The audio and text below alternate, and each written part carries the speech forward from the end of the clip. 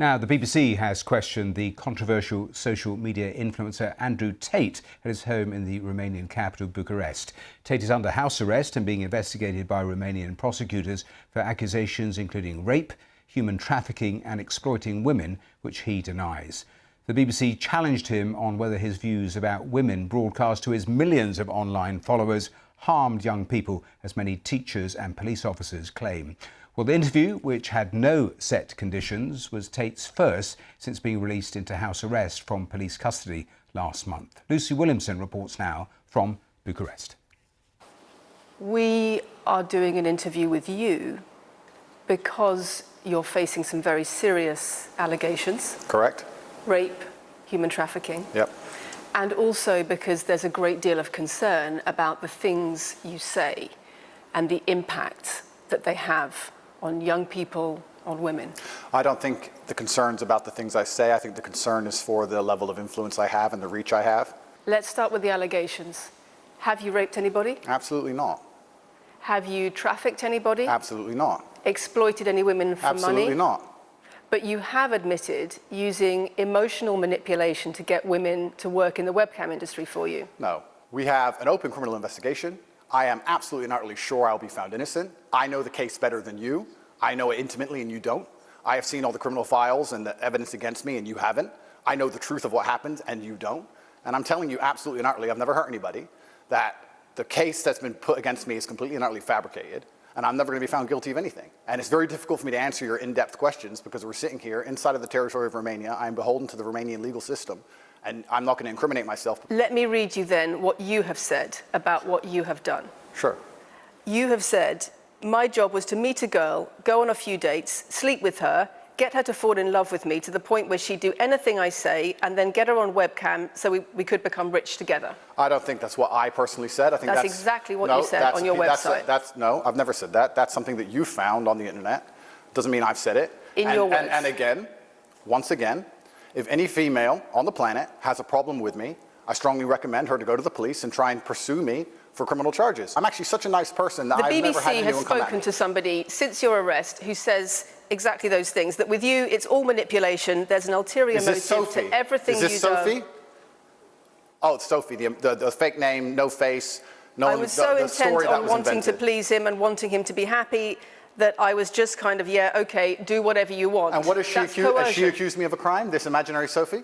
She's making the point that there is Has she accused me of a crime? Emotional or psychological manipulation. I've asked you a question and I've allowed you into my house. I'm asking you a question. Correct, but you're not the boss here because I've allowed you into my house. I'm asking you the questions. Correctly, and I'm telling you. You get to decide the answers. No, we're equal here. I've allowed you into my house. You don't come here with a position of authority. I'm doing you the favor as legacy media, giving you relevance by speaking to you. And I'm telling you now, this Sophie, which the BBC has invented, which there's no face of, nobody knows who she is. The BBC did not invent her. Of course not. And because you never invent anything. And she's not filed criminal charges against me. What are we talking about here? What is she saying? We're talking about emotional manipulation into the sex industry for your financial gain. Absolute garbage. I'm describing women who are going to court to accuse you of rape and human trafficking. And I'm describing women who have spoken to the BBC at length. Sophie doesn't exist. And other media organisations about what they say is emotional manipulation and coercion. And I'm quoting back to you your own words where you describe They're not my words. Coercion and emotional manipulation. They're words you found on the internet, and Sophie doesn't exist. On your website, move on to the next subject. In your voice. Move on to the next subject. No, I think I'll stick on this one for a minute. So there's other places in that same website where you say you get girls to fall in love with you and they do it because they love you, because they want to do what you say. Convincing women to take part in some kind of business arrangement doesn't work long term because they're emotional. You've got to get them to fall in love with you.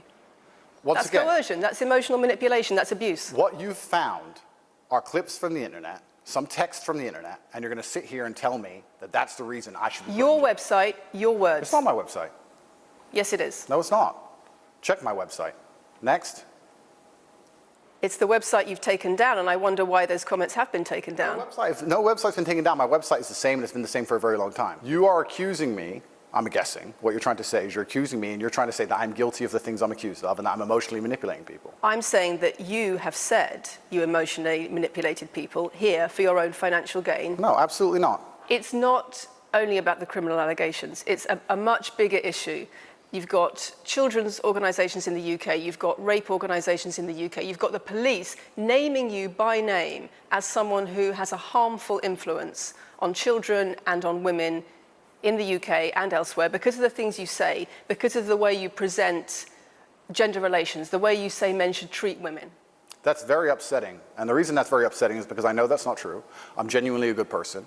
I believe my impact on the world is positive. The reason we're asking you about these comments is because we've got the chief executive of Rape Crisis naming you individually as spreading a dangerous ideology of misogynistic rape culture. Absolute. It's the comments you make that are leading people to say things like this. Absolute garbage. National organisations who are saying that are blaming you for increasing levels of misogyny. Schools that are saying they are having increased incidents of girls being attacked, of female teachers being harassed. If that was by true, pupils because of you and your teaching and your influence. That's absolute garbage. I have never, ever encouraged a student to attack a teacher, male or female, ever. I preach hard work, discipline. I'm an athlete.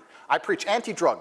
I preach religion. I preach no alcohol. I preach no knife crime. Every single problem with modern society, I'm against. But I'm teaching young men to be disciplined, to be diligent, to listen, to train, to work hard, to be exactly like me. And I'm saying that if men grew up like me, which are hardworking and diligent and some emotional control and stoic, we're going to have a better society, not a worse society. To sit here and say that schools in England, which is a failing nation, which has knife crime going through the roof, violence going through the roof, men's mental health going through the roof, and they're going to all blame me because I appeared on the internet 1 year ago. You sell an image of success. Disingenuous. It's disingenuous. You sell an image of financial success with a Bugatti and a cigar, but it comes with a side order of misogyny. How does having a Bugatti and a cigar come with misogyny? I am asking you about things that you have said that have caused major national organisations, including the police, to worry about you by name. That's what I'm asking you about. It's not what I said. It's about what you have said that has caused such concern in the UK. And I want to put it to you that you don't really care about the harm it causes. Because that's not true. Making controversial statements like this online has made you a lot of money. Okay, so first thing, I genuinely am a force for good in the world. You may not understand that yet, but you will eventually. And I genuinely believe I'm acting under the instruction of God to do good things, and I want to make the world a better place. I genuinely believe my legacy is a good legacy, and I believe that eventually, when the legacy media catches up, they're going to understand I'm a good, positive influence. I'm not interested in damaging the world for money, because if I was interested in damaging the world for money, I could have sold drugs, or I could make rap music and encourage everyone to stab each other like all the drill artists do. Or you could make controversial statements online that attract a lot of followers who you then direct to your website where they pay to learn how to be like you. I mean, I could make jokes online. Who doesn't?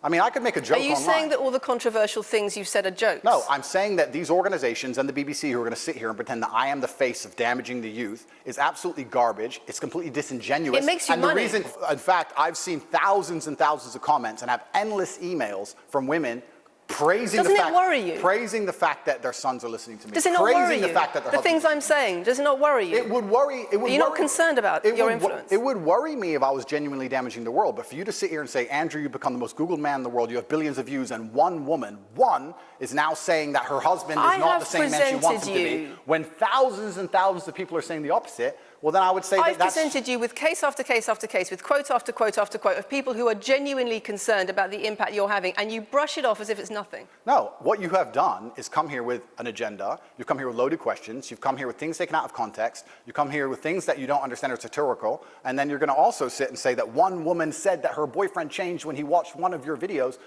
And then I don't know what you expect me to say to that. Sarcastic and jokes. No, that's how you explain the comments you make. For you to sit down. Would you like to apologise for any of them? For you to sit down, and for you to sit down, it's fine. No, it's fine. It's easy. For you to sit down and say that one woman said that her boyfriend watched an Andrew Tate video and now he won't do the dishes. Schools. Or whatever your argument is. Police. And that I'm somehow the worst, most dangerous man in the world because I have a car. Is just disingenuous. If you actually watch the things I say, if you actually watch my comments about women, I've done long podcasts for hours long about females, talking about protecting for them, providing for them, how I believe a woman should be treated in a relationship. I've done all of this. Andrew Tate talking there to Lucy Williamson. Well, let's go straight to the newsroom, go straight to our education editor, Branwen Jeffries, who's there for us. And Branwen, I know that over the last recent while you've been talking to so many teachers about Andrew Tate. How concerned are they about the stuff he pumps out? Matthew, teachers have spoken very vividly of how they are deeply worried about how the language, the attitudes, the behaviours that Andrew Tate models in his content are having a far-reaching influence on boys as young as 10 and 11, and certainly older teenagers. That, they say, is translating into a culture where casual sexism is normalised in UK schools, where the kind of language that you might hear in some of Andrew Tate's videos are then repeated by children back to teachers, and that, along with other online content, is contributing to sexual harassment in schools, to sexual assaults in schools. In terms of what we were just listening to and what you've just said about concern from teachers, how are they actually combating all of that? And in terms of conversations you have with pupils, what sort of proportion roughly know about this sort of content, view this sort of content, are potentially influenced by this sort of content? It would be hard to find a teenager in the UK who wasn't aware of Andrew Tate and his content, whether or not they've consumed very much of it themselves, and some of them will have done. He projects this image of success, of fame, of wealth, which very much appeals to some easily influenced young teenage boys, and alongside that they are absorbing some of the other language and attitudes that he's using. Now, schools have genuinely taken a view that they don't want to focus too much on him as an individual, but rather their approach is that they try to teach about respectful language and relationships, to try and give some sense of what is normally acceptable in society, and to build resilience in children so that they can look at online content, look at videos on different social media platforms and distance themselves enough to make a judgment about whether those are behaviours they should be adopting. But schools say they are fighting an uphill battle against what teenagers can see online and on social media, and this is just one part of it.